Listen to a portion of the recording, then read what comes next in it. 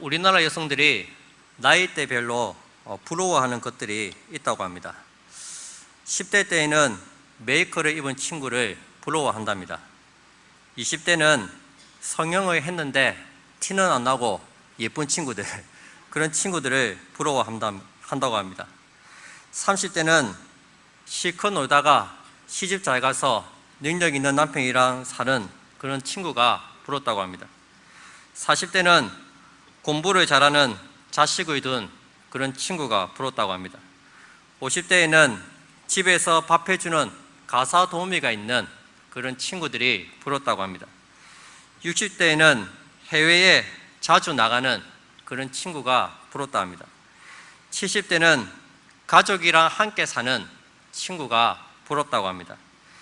마지막 80대는 먼저 죽은 친구를 부러워하면서 산다고 합니다. 우리 성도님들 별로 안 부러우신가 보죠? 공감이 가십니까? 젊은 사람들이 자주 쓰는 말 중에서 부러우면 진다는 말이 있습니다. 우리 한번 옆에 분들과 한번 인사합시다. 부러우면 집니다. 부러워하지 맙시다. 사실 우리 성도님들은 이런 세상 사람들이 부러워하는 것을 절대로 부러워해서는 안 됩니다. 우리는 이 불신자들과는 다른 삶을 살아야 합니다. 오늘 읽은 본문 말씀에 보시면 불신자와 신자의 삶의 특징을 잘 보여주고 있습니다. 본문 16절부터 24절까지는 불신자의 삶의 특징이고 나머지 25절과 26절은 성도의 삶의 특징을 잘 보여주고 있습니다. 먼저 불신자들의 삶의 특징입니다. 우리 16절과 17절 말씀입니다. 우리 함께 다 같이 읽도록 하겠습니다. 시작.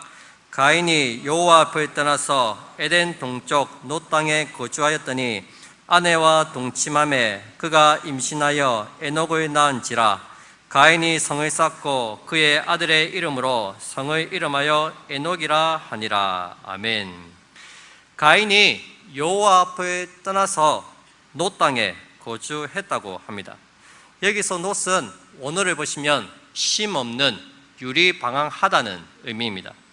동생 아벨을 죽인 가인은 더 이상 하나님 곁에 머무를 수가 없었습니다. 그는 하나님의 임재로부터 떠나 정처 없이 떠도는 인생이 되었습니다. 물론 이것은 하나님께서 내리신 형벌입니다. 11절과 12절 말씀해 보시면 땅이 그 입을 벌려 네 손에서 내 아우의 피를 받았은즉 네가 땅에서 저주를 받으리니 네가 밭을 갈아도 땅이 다시는 그 효력을 내게 주지 아니할 것이요 너는 땅에서 피하며 유리하는 자가 되리라. 가인이 하나님께 받은 형벌은 땅에서 저주를 받아서 평생 동안 떠돌이로 살아가는 것입니다. 그런데 가인은 놋 땅에 거주했고 거기에 성까지 쌓았습니다. 이것은 평생을 떠돌이로 살아가라는 하나님의 징벌에 대한 반항이자 스스로 자신을 보호하려는 행동입니다. 보시면 가인이 아들 에녹을 낳고 제일 처음 한 일이 성을 쌓은 일이었습니다. 가인은 스스로 자기 아들을 자기가 보호하기 위해서 성을 쌓았습니다. 그리고 그 아들의 이름과 성의 이름을 일치시켜서 에녹 성이라고 불렀습니다. 아마도 자기 아들이 이 견고한 성처럼 스스로 자신을 보호하는 그런 존재가 되기를 바라는 마음에 아들과 똑같은 이름으로 성의 이름을 지었을 것입니다. 여러분, 우리는 자녀들을 온전히 하나님께 맡기지 못할 때가 많이 있습니다. 우리가 왜 자녀들에게 야단을 칩니까? 혹시 이 아이가 내 생각대로 되지 않을까 봐 하는 두려움 때문입니다. 하나님께서 책임져 주신다는 그런 믿음이 별로 없는 것 같습니다. 세상에 내놓기가 두렵지 않습니까? 어떻게든지 보호하려고 하고 싸려고만 하고 그런 이들을 보게 됩니다. 주일날 학원 빠지고 교회 가면은 무슨 큰일이 날 것처럼 생각을 합니다. 수련회 간다고 3일씩 빠지면 난리가 납니다. 하나님의 보호하심과 인도하심을 온전히 신뢰하지 못하는 것입니다. 기도는 하지 않고 다른 외적인 것들을 채워주려고만 하는 것입니다. 여러분, 자녀들까지도 온전히 하나님께 다 맡기시기 바랍니다. 이 아이들이 내 손에 크는 것보다 하나님의 손에 붙잡혀서 클 때 더 하나님께서 온전한 모습으로 우리 자녀들을 양육해 주실 것입니다. 여러분, 불신자들의 삶의 특징을 한마디로 말하면 자기를 위해서 성을 쌓는 사람들입니다. 이것은 하나님을 대적하는 죄인들의 대표적인 삶의 패턴입니다. 사람들이 왜 성을 쌓습니까? 두렵기 때문입니다. 스스로 자기를 보호하기 위해서 성을 쌓고 그 안에 숨습니다. 여기서는 한 개인이 성을 쌓지만 나중에 창세기 11장에 가시면 단체로 집단적으로 바벨탑을 쌓고 하나님을 대적하는 것을 보게 됩니다. 여러분, 사람들은 저마다의 성을 쌓고 살아갑니다. 제가 아는 분은 친절의 성을 쌓는 분도 있습니다. 모든 사람들을 친절하게 대해서 그 누구도 나를 공격하지 못하게 만드는 그런 성을 쌓는 것입니다. 어떤 사람은 권위의 성을 쌓습니다. 누구도 나를 함부로 대하지 못하도록 무섭게 말하고 무섭게 행동합니다. 어떤 사람은 쾌락의 성, 어떤 사람은 물질의 성, 명예의 성, 자식의 성을 쌓습니다. 이런 성들이 나를 지켜준다고 믿기 때문입니다. 여러분, 원래 우리 인생은 자기를 위해서 성을 쌓을 필요가 없습니다. 여호와가 우리의 산성이 되시고 우리의 요새가 되시기 때문입니다. 하나님 안에 있으면 이런 성들은 다 필요가 없다는 것입니다. 다윗의 고백입니다. 시편 18편 1절 2절 말씀입니다. 우리 한번 다 같이 읽도록 하겠습니다. 시작. 나의 힘이 되신 여호와여, 내가 주를 사랑하나이다. 여호와는 나의 반석이시요 나의 요새시요 나를 건지시는 이시요 나의 하나님이시요 내가 그 안에 피할 나의 바위시요 나의 방패시요 나의 구원의 뿌리시요 나의 상성이시로다. 아멘. 보시면 나라는 표현이 계속해서 나옵니다. 나의 힘이 되시고 나의 반석이시고 나의 요새라고 고백하고 있습니다. 무슨 말입니까? 다윗이 직접 삶 속에서 그 하나님을 경험하고 느낀 그 고백을 지금 하고 있다는 것입니다. 사울을 피해서 도망 다니면서 대적과 싸우면서 그 오랜 시간 동안 하나님께서 다윗의 견고한 성이 되어주셨고 다윗을 지켜주셨다는 것입니다. 여러분, 사람들은 늘 안전한 곳을 찾습니다. 학교도 이왕이면 안전한 학군으로 이사를 가려고 합니다. 지진이나 전쟁의 위험을 피해서 안전한 지역으로 이사를 가기도 하고 안전한 나라로 이민을 가기도 합니다. 그러나 여러분, 그 어느 곳도 안전한 곳은 없습니다. 여러분, 이 세상에서 가장 안전한 곳이 어디입니까? 바로 우리 주님의 품 안입니다. 성도들은 주님의 품 안에 있을 때에만 안전하다는 사실을 꼭 기억하시기를 바랍니다. 그러나 가인처럼 여호와의 존전에서 쫓겨나면 하나님의 은혜가 그의 삶에서 사라집니다. 존재의 근본적인 불안이 시작되는 것입니다. 자기 스스로 자기 인생을 책임져야 합니다. 그래서 자기를 위해서 계속해서 성을 쌓는 것입니다. 교부 어거스틴은 이 부분을 주석하기를 가인은 장남이었으나 인간 도성에 속한 자였고 그의 동생 아벨은 하나님의 도성에 속한 자였다고 올바르게 지적하였습니다. 여러분, 성경은 하나님을 떠나서 자기를 위해서 성을 쌓은 대표적인 사람으로 라멕을 소개하고 있습니다. 18절부터 보시면 가인의 족보가 등장합니다. 그 족보가 쭉 서술이 되다가 라멕에 와서 멈춥니다. 그리고는 라멕의 가정 이야기를 우리에게 들려주고 있습니다. 19절 말씀입니다. 라멕이 두 아내를 맞이하였으니 하나의 이름은 아다요 하나의 이름은 실라였더라. 라멕의 이름의 뜻은 강한 자라는 뜻입니다. 그 이름대로 라멕은 강한 사람이었습니다. 그는 인류 최초로 2명의 아내를 거느렸습니다. 하나님께서 정하신 일부 이처제의 결혼 질서를 깨뜨리고 아다와 실라라는 2명의 여자와 결혼을 합니다. 성을 자신의 욕망을 채우기 위한 도구로 사용했다는 것입니다. 이 두 아내로부터 3남 1녀의 자식을 낳습니다. 여러분, 라멕의 자녀들을 한번 보십시오. 그들은 하나님을 떠나서 엄청난 문명과 문화를 이루게 됩니다. 첫째 아들은 야발입니다. 20절 말씀입니다. 아다는 야발을 낳았으니 그는 장막에 거주하며 각축 치는 자의 조상이 되었고, 야발은 인류 최초로 가축을 키우며 천막 생활을 한 조상입니다. 사실 야발보다 더 일찍 가축을 키운 사람이 있습니다. 누구입니까? 아벨이죠. 아벨도 양을 치지 않았습니까?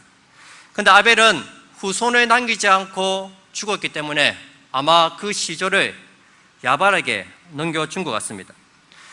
여러분, 당시에는 가축을 치려면 가축을 데리고 산으로 들러 이제 늘 데리고 다녀야 합니다. 가서 풀도 먹이고 물도 먹이면서 이동하면서 가축을 쳤습니다. 한 곳에 정착하지 않았습니다. 그런데 장막에 거주했다는 것은 대규모 농장을 짓고 한 자리에서 가축을 키웠다는 것입니다. 대대적인 목축업을 했다는 것입니다. 최초로 전문적으로 목축업을 시작해서 성공한 사람이 야발입니다. 첫째 아들 야발은 대단한 자산가였습니다. 둘째 아들은 유발입니다. 21절 말씀입니다. 그의 아우의 이름은 유발이니 그는 수금과 퉁소를 잡는 모든 자의 조상이 되었으며, 유발은 수금과 퉁소를 볼 수 있는 최초의 음악가였습니다. 오늘날로 치면 줄리아드 음대에 나와서 당대 문화와 예술을 선도한 사람입니다. 예술과 문화 분야에서 크게 성공을 거두었을 것입니다. 문제는 그 수금과 악기로 무엇을 노래했느냐 하는 것입니다. 여러분, 뒤에 보시면 라멕의 노래가 나오는데 그 노래가 굉장히 잔인하고 폭력적인 노래입니다. 아마도 그 가사에 맞추어서 악기를 연주한 것 같습니다. 하나님을 찬양하고 하나님을 높이는 데 사용되어야 되는 악기가 악을 찬양하고 악을 조장하는 용도로 사용이 되었습니다. 셋째 아들은 두바의 가인입니다. 22절 말씀입니다. 실라는 두바의 가인을 낳았으니 그는 구리와 쇠로 여러 가지 기구를 만드는 자요 두바의 가인의 누이는 나아마였더라. 여러분, 두바의 가인을 하니까 누가 생각이 나십니까? 최초의 살인자이자 라멕의 조상 가인이 생각나지 않습니까? 라멕이 셋째 아들 두바의 가인의 이름에 가인의 이름을 붙였다는 것은 그가 가인의 살인을 추억하고 쾌락을 즐기는 삶을 살았다는 것을 암시적으로 보여주고 있습니다. 나중에 라멕의 노래에 보시면 실제로 가인의 이름을 신명을 거론하고 있습니다. 여러분, 두바 가인은 구리와 쇠로 각종 기구와 날카로운 무기를 만드는 대장장이었습니다. 기계공학 분야를 선도했습니다. 오늘날로 치면 MIT 공대에 나와서 과학과 공학, 그걸 주도한 사람이 두바의 가인입니다. 그렇다면 이 두바의 가인이 만든 무기는 어디에 사용되었을까요? 칼이 의사 선생님의 손에 잡히면 생명을 살리는 소중한 도구가 되지만 강도의 손에 잡히면 사람을 위협하는 무서운 무기가 됩니다. 라멕의 노래에 보시면 라멕이 사람을 죽였다고 노래하고 있습니다. 아마도 자기 두바 가인이 만든 무기로 사람을 죽였을 것입니다. 여러분, 라멕의 자녀들은 하나같이 엄청난 문명과 문화를 발전시켰습니다. 칼빈의 주장처럼 이들의 발명과 문화의 발전은 하나님의 일반 은총의 결과일 수도 있습니다. 그러나 이들의 발달된 문명은 하나같이 악한 일에 다 사용이 되었습니다. 여러분, 이 세상의 문화가 겉으로 보기에는 화려해 보이고 매력적이고 왠지 저기 가면 재미가 있을 것 같고 그런 마음이 들지만, 사실 이 모든 문화들이 다 죄악 속에서 나온 문화들입니다. 하나님이 없는 사단의 문화입니다. 재미가 있을 것 같죠? 한번 들어가 보세요. 온갖 죄악들이 난무하고 있습니다. 술에, 마약에 찌들어서 인생이 허무하다고 그렇게 고통하고 있습니다. 우리는 이 세상의 문화를 절대로 동경하지 말아야 합니다. 이들의 발달된 문화는 저주 아래에 있는 삶을 견디기 위한 그들 나름대로의 탈출구였습니다. 어쩌면 이런 것들이 쓰라린 인생의 유일한 위안거리였는지도 모릅니다. 여러분, 라멕은 사람들에게 부러움을 살 만큼 엄청난 성공을 거두었습니다. 소위 말하면 자식 농사에 성공한 사람이 라멕입니다. 가인이 성을 쌓았듯이 라멕이 쌓은 성은 자식의 성이라고 할 수 있습니다. 우리 한국 사회에서 부모님들이 가장 프라이드를 느낄 때가 언제입니까? 자식들이 잘 될 때입니다. 자식은 영원한 노후 보장이라고 하지 않습니까? 3남 1녀들이 모두 다 잘 되고 성공했으니 많은 사람들에게 부러움을 샀을 것입니다. 그러나 여러분, 우리는 이런 라멕의 성공을 부러워해서는 안 됩니다. 성경은 라멕의 성공이 어떤 성공이었는지 분명하게 밝히고 있습니다. 23절, 24절을 보십시오. 보시면 안으로 이 들어쓰기가 되어 있습니다. 이 부분이 시나 노래라는 뜻입니다. 라멕이 아내들에게 불러준 노래인데 노래가 굉장히 잔인하고 폭력적입니다. 노래의 핵심이 사람을 죽인 것입니다. 그래서 칼의 노래라고도 부릅니다. 23절, 24절 말씀입니다. 라멕이 아내들에게 이르되 아다와 실라여 내 목소리를 들으라. 라멕의 아내들이여 내 말을 들으라. 나의 상처로 말미암아 내가 사람을 죽였고 나의 상함으로 말미암아 소년을 죽였도다.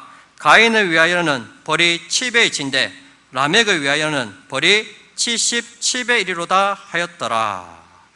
라멕이 자신의 인생을 어떻게 살았는지 보여주는 한 단면입니다. 여러분, 라멕은 잔인한 살인자였습니다. 그는 자기에게 상처를 입힌 사람을 죽였고 나의 상함으로 소년을 죽였다고 말합니다. 여기서 상함은 가벼운 상처를 뜻합니다. 소년이 상처를 내봤자 어린아이가 얼마나 큰 상처를 내겠습니까? 그런데도 가벼운 상처를 입었다고 해서 소년을 죽여버렸습니다. 여러분, 율법에는 동일 복수법이라는 게 있습니다. 이에는 이, 눈에는 눈, 상한 것에는 상한 것으로 갚는다는 법칙이 있습니다. 그런데 라멕은 율법의 원칙에서도 크게 벗어났습니다. 그는 자기 앞을 가로막는 사람은 그 누구라도 가만두지 않았습니다. 성을 쌓으려는 자기 인생의 계획에 장애가 되면 아이도 죽이고 어른도 죽였습니다. 그렇게 악착같이 살아서 3남 1녀의 자녀들을 모두 성공시켰다는 것입니다. 여러분, 보시면 가인을 위해서는 벌이 7배이지만 라멕 자신을 위해서는 벌이 77배라고 말하고 있습니다.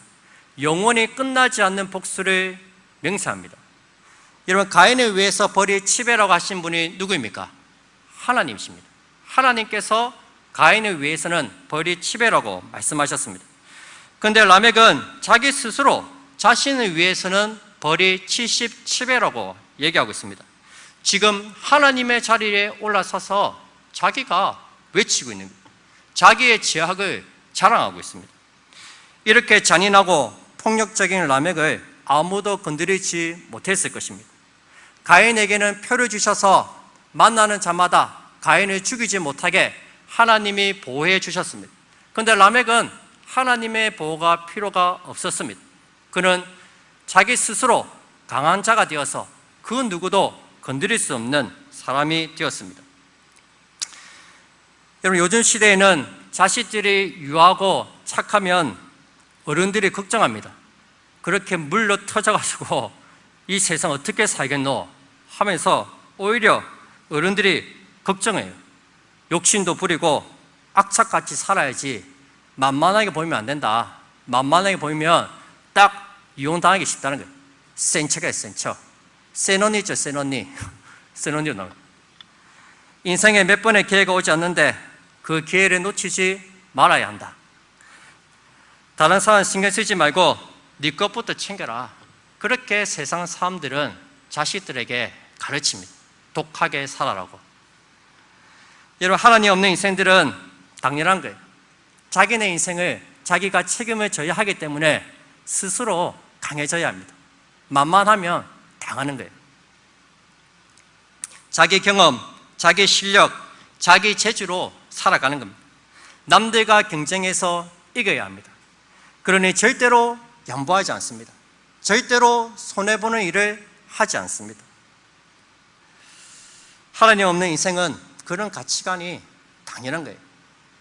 이런 라멕이 칼의 노래를 부르면서 자기의 죄악을 드러내놓고 자랑하고 노래를 부르는 이유가 무엇입니까? 앞에서 봤듯이 하나님께서는 동생 아벨을 죽인 가인에게 벌을 주셨습니다. 네가 땅에서 저주를 받을 것이고 네가 평생 동안 유리하면서 떠돌아다니는 삶을 살게 될 것이라고 벌을 주셨어요. 그런데 라멕은 죄를 지으면서도 너무 잘 사는 거예요. 엄청난 문명과 문화를 이룩했습니다. 모든 사람들이 부러워하는 만큼 큰 성공을 거두었습니다. 하나님의 형벌을 비웃기라도 하듯이 자신의 힘으로 얼마든지 살 수 있다는 것, 근제하다는 것을 보여주고 싶었던 거예요. 그래서 노래를 부르면서 자기의 악을 찬양하고 있습니다. 그러나 여러분, 라멕이 몰랐던 것이 하나 있습니다. 그의 이야기는 여기서 끝난다는 것입니다. 더 이상 라멕의 족보는 등장하지 않습니다. 이어서 셋의 이야기가 나오고 창세기 5장으로 넘어가면 셋의 족보가 나옵니다. 셋의 족보는 신약시대 예수님의 족보와 정확하게 일치합니다. 이 족보는 구원받은 사람의 족보이고 생명의 족보입니다. 여기에는 라멕과 가인의 이름은 없습니다.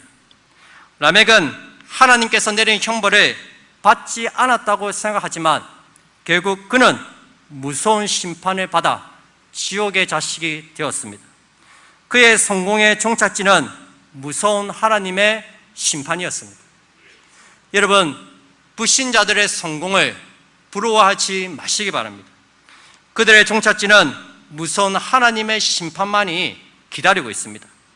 자신을 위해서 성을 쌓고 있지만 결국 그 성은 무너질 것이고 그의 영혼은 영원한 지옥 형벌을 받게 될 것입니다. 그렇다면 우리 신자들은 어떻게 살아야 할까요? 우리 신자들의 삶의 모습을 보십시오. 25절, 26절 말씀입니다. 우리 다 같이 한 목소리로 함께 읽도록 하겠습니다. 시작. 아담이 자기 아내와 동침함에 그가 아들을 낳아 그의 이름을 셋이라 하였으니 이는 하나님이 내게 가인이 죽인 아벨 대신에 다른 씨를 주셨다 함이며 셋도 아들을 낳고 그의 이름을 에노스라 하였으며 그때 사람들이 비로소 여호와의 이름을 불렀더라. 아멘. 여러분, 하나님께서는 가인이 죽인 아벨 대신에 셋을 주셨습니다. 셋의 이름의 뜻은 보충하다, 더하다, 그런 말이에요. 그리고 이 셋은 아들 에노스를 낳고 그때 비로소 사람들이 여호와의 이름을 불렀더라고 성경은 기록하고 있습니다. 여러분, 에노스라는 이름의 뜻은 첫째는 사람이라는 뜻입니다. 둘째는 약함, 병듦이라는 뜻을 가지고 있습니다. 즉, 사람은 본질상 약하고 연약한 존재라는 것입니다. 때문에 우리에게는 하나님이 필요하다는 것입니다. 강한 자들에게는 하나님이 필요 없습니다. 하지만 자신의 약함을 아는 사람들은 하나님을 붙잡고 하나님께 기도하고 그 하나님의 이름을 부르짖는다는 것입니다. 여기서 여호와의 이름을 불렀다는 것은 하나님께 기도하고 하나님께 예배드렸다는 의미입니다. 세상 사람들이 마음껏 죄짓고 성공을 향해서 미친 듯이 질주할 때 셋의 후손들은 하나님을 예배하고 하나님을 모시고 살았습니다. 주의 이름을 부르면서 왕이신 하나님을 나의 인생의 주인으로 모시고 살았다는 것입니다. 여러분, 주의 이름을 부르는 것, 이것이 신약 시대에 가면은 구원받은 신자의 유일한 근거로 제시되고 있습니다. 신약 시대 오순절날 성령께서 강림하실 때 베드로가 이 설교를 합니다. 사도행전 1장 21절 말씀입니다. 우리 한번 다 같이 읽도록 하겠습니다. 사도행전 1장 21절입니다.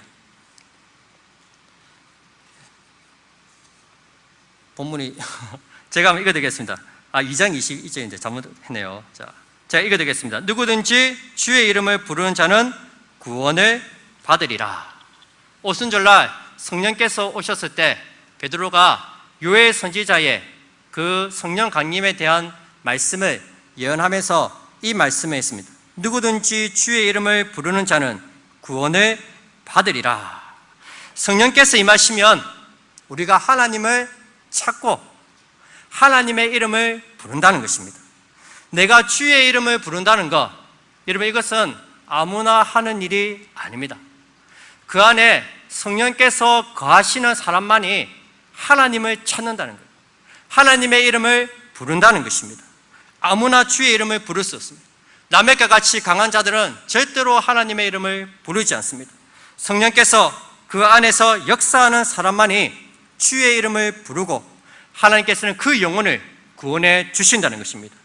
뿐만 아니라 성령께서 임하실 때 일어나는 엄청난 성령의 역사를 요엘 선지자가 이렇게 예언했습니다. 요엘서 2장 28절 29절 말씀입니다. 우리 한번 다 같이 읽도록 하겠습니다. 시작.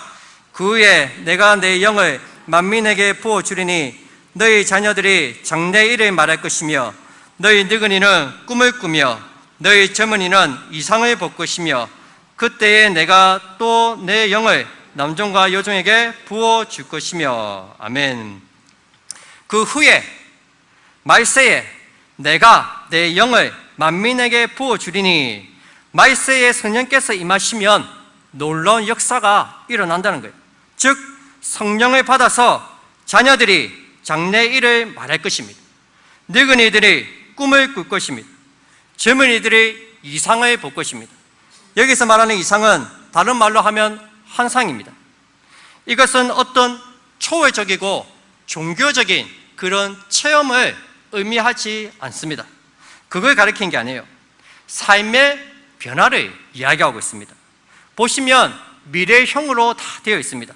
말할 것이고 꿈꿀 것이고 볼 것입니다. 앞으로 일어날 이들에 대해서 말하고 꿈꾸고 본다는 거예요. 여러분, 불신자들이 말하고 꿈꾸고 보는 것이 무엇입니까? 내일의 성공입니다. 어떻게 하면 잘 먹고 잘 살까? 주식을 할까? 땅을 한번 사볼까? 그들이 늘 생각하고 말하고 꿈꾸는 게 뭡니까? 돈이에요, 돈. 물질. 성공입니다, 성공. 요즘에는 아이들도 이 돈 버는데 혈안이 되어 있어요. 어떻게 하면 내가 나중에 돈을 잘 벌 수 있을까? 어떤 직업을 가져야 될까? 거기밖에 관심이 없어요. 그런데 여러분, 자녀들이 성령을 받으면 이 세상에서의 성공을 말하지 않습니다. 다른 것을 말합니다. 자녀들이 장래의 일을 말한다고 합니다. 앞으로 오실 메시아, 하나님의 나라에 대해서 말을 한다는 것입니다. 늙은이들이 꿈을 꾸기 시작합니다. 어떤 꿈이요? 영원하신 하나님 나라를 꿈꾼다는 것입니다. 내가 죽어서 들어갈 그 나라, 그 아버지의 집을 꿈꾼다는 것입니다. 젊은이들이 환상을 봅니다. 눈에 보이는 세상이 아니라 보이지 않는 세상, 영원한 하나님 나라를 본다는 것입니다. 여러분, 우리 성도들은 세상 사람들이 말하고 꿈꾸고 바라보는 성공, 명예, 물질이 아니라 성령께서 임하시면 영원하신 나라를 꿈꾸고 그 하나님 나라를 바라보고 그 하나님 나라를 전하며 살아간다는 것입니다. 이것이 바로 성령 받은 성도들의 삶이라는 것입니다. 여러분들은 지금까지 무엇을 말하고 무엇을 꿈꾸고 무엇을 바라보고 살아오셨습니까? 우리가 꿈꾸고 우리가 바라보고 우리가 전해야 되는 것은 단 하나, 하나님의 나라입니다. 우리는 이 하나님의 나라를 위해서 살아가야 된다는 것입니다. 늘 주님과 동행하면서 매 순간순간 주의 이름을 부르면서 주님을 예배하고 그 하나님 나라를 소망하고 살아간다는 것입니다. 이게 불신자와 우리의 다른 점이에요. 저는 무엇보다 우리 사랑하는 자녀들이 이 하나님의 나라를 꿈꿨으면 좋겠습니다. 그 나라를 소망하고 그 나라를 전했으면 좋겠습니다. 이번 성경학교와 수련회를 위해서 간절히 기도해 주시기 바랍니다. 자녀들이 장래의 일을 말한다고 했는데 하나님, 먼저 우리 자녀들이 저 하나님 나라를 소유하게 하여 주시고 저 하늘 나라 시민들이 다 되게 하여 주시옵소서. 무엇보다 부모님과 함께 그 하나님의 나라에 대해서 이야기하고 친구들에게 그 하나님 나라에 대해서 전할 수 있는 그런 우리 자녀들이 다 되었으면 좋겠습니다. 이를 위해서 우리 성도님들이 기도를 많이 해주시기를 바랍니다. 여러분, 오늘도 성령의 인도하심에 따라서 하나님의 나라와 복음을 위해서 살아가는 우리 교회와 우리 모든 성도님들이 다 되시기를 주님의 이름으로 축복드립니다. 말씀 맺겠습니다. 라멕은 칼의 노래를 부르면서 자신의 성공을 자축하고 기뻐했습니다. 그렇다면 여러분, 우리가 불러야 할 노래는 무엇입니까? 믿지 않는 자들은 칼의 노래를 부르고 있습니다. 우리 성도들은 어떤 노래를 불러야 합니까? 바로 목자의 노래입니다. 시편 23편입니다. 여호와는 나의 목자시니 내게 부족함이 없으리로다. 그가 나를 푸른 초장에 누이시며 신만한 물가로 인도하시는도다. 내 영혼을 소생시키시고 자기 이름을 위하여 의의 길로 인도하시는도다. 내가 사망의 음침한 골짜기로 다닐지라도 해를 두려워하지 않을 것은 주께서 나와 함께 하심이라. 주의 지팡이와 막대기가 나를 안위하시나이다. 주께서 내 원수의 목전에서 내게 상을 차려주시고 기름은 내 머리에 부으셨으니 내 잔이 넘치나이다. 내 평생에 선하심과 인자하심이 반드시 나를 따르니니 내가 여호와의 집에 영원히 거하리로다. 할렐루야. 여러분, 이것이 바로 우리가 부를 목자의 노래입니다.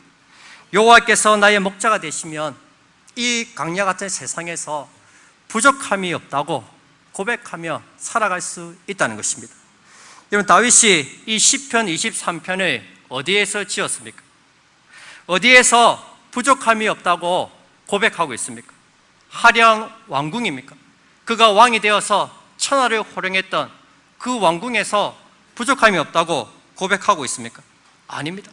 놀랍게도 메마른 광야에서 부족함이 없다고 노래하고 있습니다. 여러분, 광야에는 아무것도 없습니다. 먹을 물도 마실 것도 아무것도 없습니다. 부족한 것 투성입니다. 그런데도 그 아무것도 없는 광야에서 부족한 게 없다고 고백하고 있습니다. 여호와께서 나의 목자가 되시기 때문입니다.